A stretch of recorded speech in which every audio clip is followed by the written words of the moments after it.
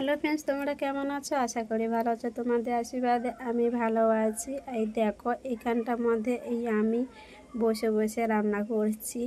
গরিব ঘরে মানে আর কি বলবো, আর তেমন কিছু তো বেশি ধরনের রান্না করতে পারিনি। এই দেখো কি কি রান্না করছি। এই হচ্ছে সয়াবিন রান্না করব। আর এই দেখো, চিংড়ি মাছ কিনেছি। এই চিংড়ি মাছ 200 টাকা করে 100 কিনেছি। আর ওকে একটু পেঁয়াজ দিয়ে রান্না করব।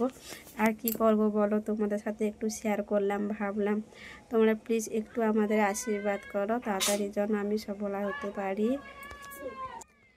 তোমরা একটু সফলতা করবে প্লিজ, একটু যেন আমি মানে একটু আরও এগিয়ে যেতে পারবো। তোমরা যত আশীর্বাদ করবে তত আমি এগিয়ে যেতে পারবো। তোমাদের কাছে এইটুকু অনুরোধ করছি। এই দেখো, বসে বসে রান্না করছি, আর আমার ছেলে তো ব্যস্ত। আর এই বাড়ির মধ্যে আমি থাকি।